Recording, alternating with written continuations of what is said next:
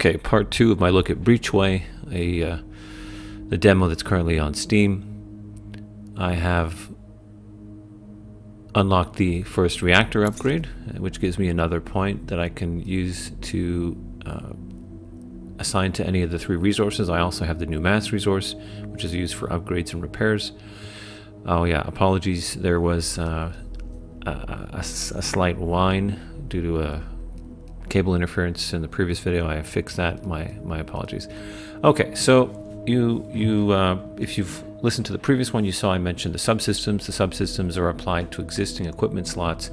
As you can see here, the subsystem I have is slotted onto the laser, and this will provide an enhancement. You in some cases will have more than one slot, so you can put more than one upgrade on at a time, but I only have the one. My ship is somewhat damaged. I don't yet know how to repair that, but it's not too bad, and I have progressed a little bit here along the path towards my objective.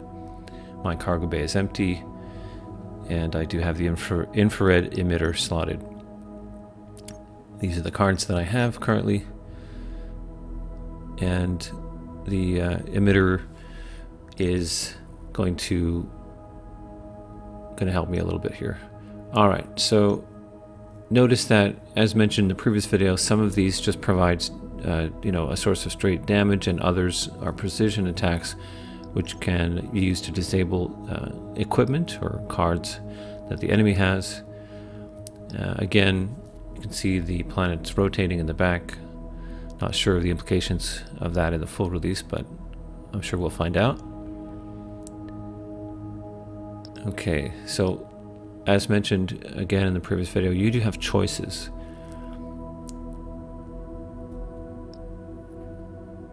And here I have an option to either explore it and risk combat or go around. Of course, I am going to go ahead and fight. And here we have the crew abilities, which will have different effects.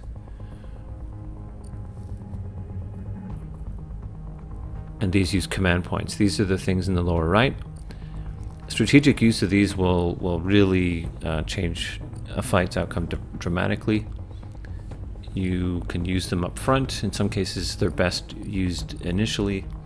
For example, the damage boost seems to make a lot of sense using that when you have the most possible output and critically damage an enemy equipment to prevent it from being used in the battle, or you have some other options as well. And you can see also there are status effects. One is from the emitter, which I installed, and the other is from the ambush, because I initiated combat, I believe. Alright. And then you can see I also have the new mass resource, which I'm currently giving 1 pip to.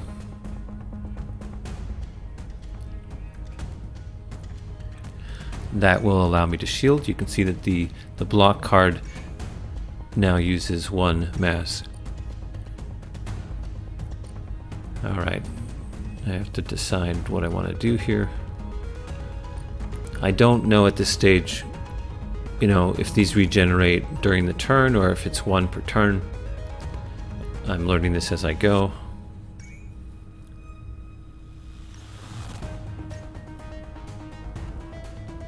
But I suspect those are regenerated in connection with the morale stat. Okay. There are also missiles. Missiles have a unique mechanic where their damage is somewhat delayed. So they fire and then they arrive at their target.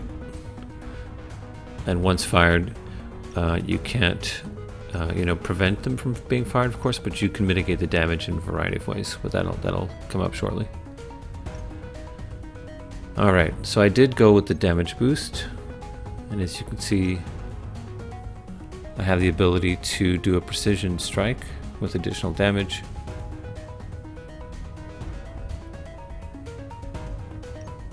One thing I did not know at the time, but I learned later, is that you can actually rotate these ships in space, which is pretty cool, by using the mouse button. Alright. Enemy shields down. Good. Shields are disabled. And I will block for the incoming damage. I got the most out of that with the damage buff. I just need to adjust my resources here. As mentioned in the previous video, you know, this is my first playthrough. I haven't researched the game at all, so I am going to make some mistakes when it comes to, you know, playing cards and assigning resources and doing things optimally. But generally speaking, I think this is a good illustration of, you know, first impression, like learning the game as you play. Okay, so as mentioned, the missiles are delayed attacks.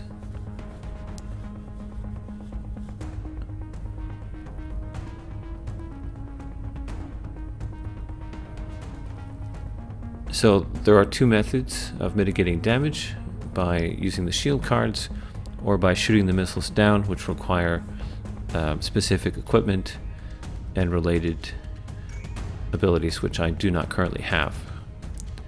They also take a certain number of turns, which is shown there on the card. So at one turn. So if I want to prevent the damage, I have to do it on this turn of mine.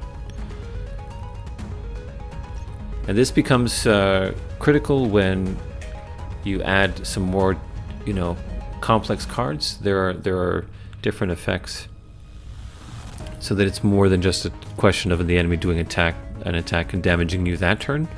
There's follow-up damage based on conditions that can be applied, and you got to be very careful about delayed damage, like the missiles. You could find yourself, you know, with getting more damage than you can mitigate with shielding due to the delay. Okay, so I suppose I don't really have too many options here.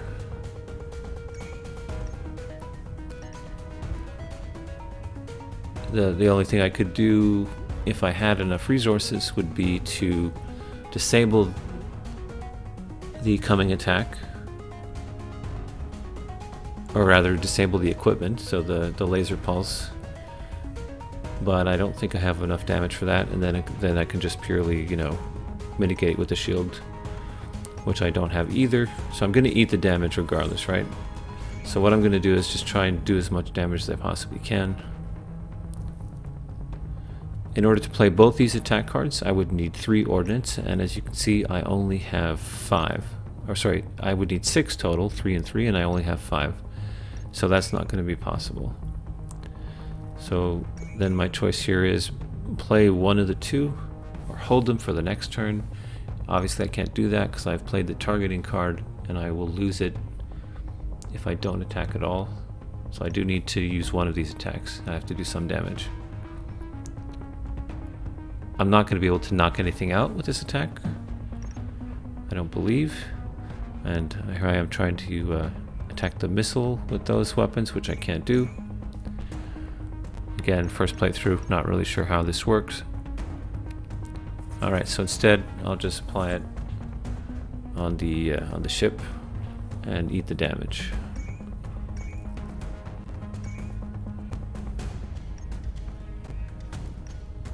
Another thing to keep an eye on is the heat indicator. You'll see on both ships the little flames icon. Again, what that does is it will generate heat, and that will, if it's excessive on a turn, it will be converted into damage. Okay, so I took some damage, not good.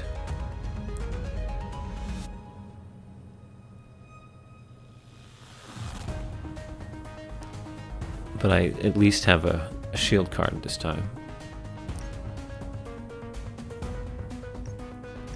Now, the important thing here about the attacks is that they are pip-based, so you can see that the laser pulse can be fired every turn by the enemy, and the missile is every second turn, and the delay, of course, is in play there as well, so it'll be fired, and then the damage will be applied on the subsequent turn. I don't know at this point how to repair. I can't actually, as I learned later. Not in combat, at least. So another Another great thing, aside from the music and the art style, is just how clean everything is. I really, there are a lot of games which I enjoy, but I just cannot deal with the aesthetics of the interface and the UI. It's unfortunate, but it's just the way it is. In fact, there's even some games, I remember Starborn, which I played for a while, and then they went through an overhaul and they just changed the way the interface worked, and I just could not adapt to it, and I had to stop playing. Of course, I probably wouldn't have had that issue if I had started after the change, but once you get used to something, and if the change is too radical, and sometimes it's just too much. But here, I really, really enjoy it. Very, very minimalist, very simple, very clean. It's great. Okay, so we're going to shield and then perform an attack. And that's my turn. Incoming missile. Now, some of these cards will have a range of damage. So it'll be, say, from 2 to 5. So when you're calculating your potential mitigation capability, you need to keep that in mind. In this particular case, it's just a straight up value, so it's not a problem. But I am going to have to use the card. Now, fortunately, I do have enough resource to take the laser out of commission, which means my mitigation is only going to be needed for the missile and not the missile and the laser, which would have exceeded the amount I had. Alright, so I have 2 turns with the laser offline. I only have to do with the missile. This is my opportunity to accumulate points and pour the damage on. I also, which I don't necessarily think of at this point, is I could have taken resources away from mass. I have 4 banked, and it's only costing me 1, and it's not every other turn. So I could have put that into another resource, but didn't think of it, I don't think, at this point.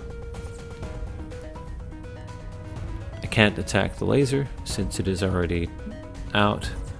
I'm just going to pour damage on, and at this point it has 4 hit points. Shouldn't be an issue. I do already see that I had an attack left over from the previous turn. I have enough resources. So even though I kind of mismanaged my energy distribution there, it's not going to be a factor. I just need to do the final bit of damage.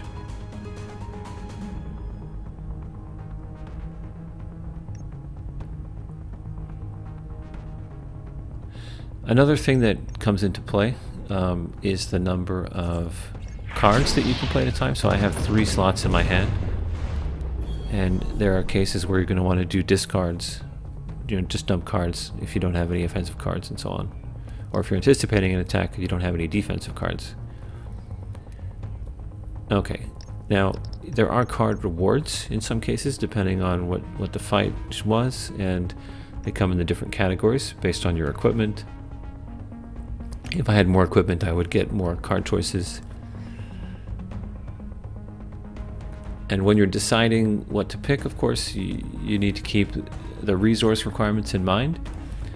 So the engineering card that they had an option for was at a cost of 4 mass, which is a lot. And the shield stream also is quite a bit. Some of these cards are single use, they discard on use. Others have longer cooldowns on them. This cooldown is 5, a cost of 3. I could, as long as I generate, 1 per turn, I'm good, at least for this particular card. But then, of course, I may want to use other shields, so it's pretty expensive. And then you have to look at what it gives you.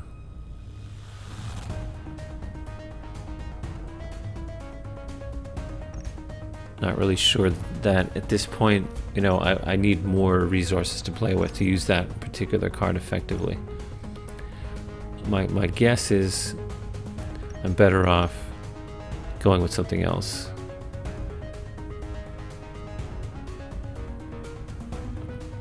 This particular card, it's a one turn cooldown, but it requires 3 and 4. That's really expensive as well. Again, because my reactor is only outputting 5, and I have to have resources to do the defensive or offensive. These kind of special attacks, a little bit questionable.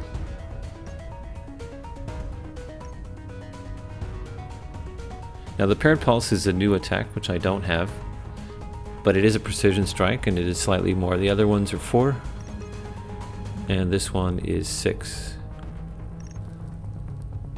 and it's done twice, so that seems to be the way to go.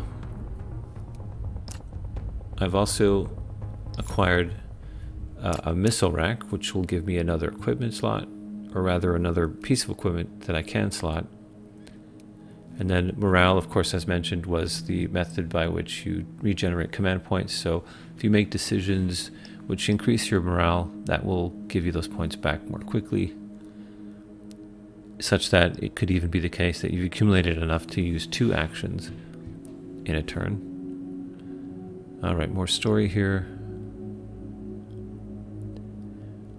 So this is an instance of a choice that you're being presented with, which will have consequences both in the story progression and in your crew's reaction, which will impact the morale.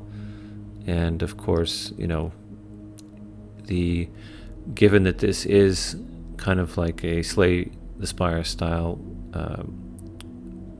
roguelike car builder, you do have paths. Now this particular example, I believe, is limited, but you will see that sometimes you have way more options, and these decisions are not as straightforward. Alright, so I do have the missile rack, which has been slotted. I don't have a crew with a bonus. It's just the AI. And now this means that I'm going to have even more demands on my resources. So I'm going to have to be more careful about managing that. I also cannot repair.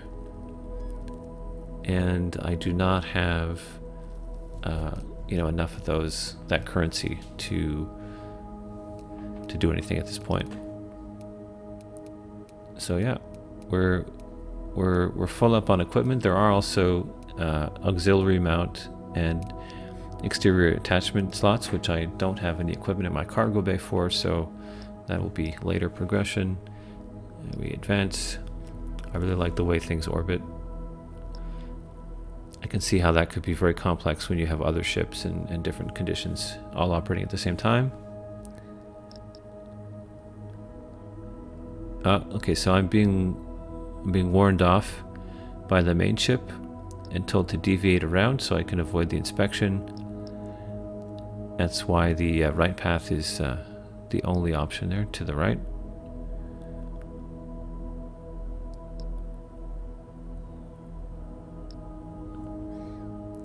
But in some cases you'll have an actual choice, and the choice will have consequences.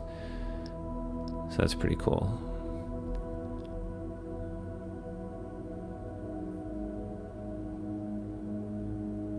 So secondary paths and the ability to move both backward and forward.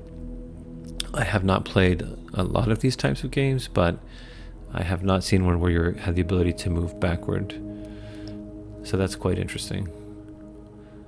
Oh yeah, and of course there's fuel. So yes, while you can move backward, if you do too much of that kind of thing, you could find yourself too far from a refueling station, and that would be a problem. I haven't done that, so I assume that you just, you just die, but we'll see. Okay, so I'm going forward, and here we come to one of those choices.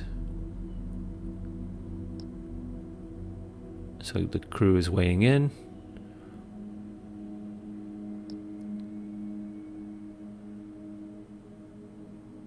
Now, one thing to keep in mind, which is not evident yet, but it will be later, is that there are factions in the game, and you do have relationships with the factions, and these choices, I suspect, will influence that.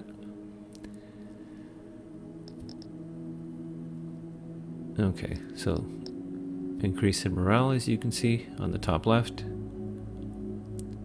And let's see who we're getting ourselves into. Well, we're facing a new ship with a new weapon and a new mechanic. This is going to be interesting. Join me in the next video for more Breachway content. Thanks for watching.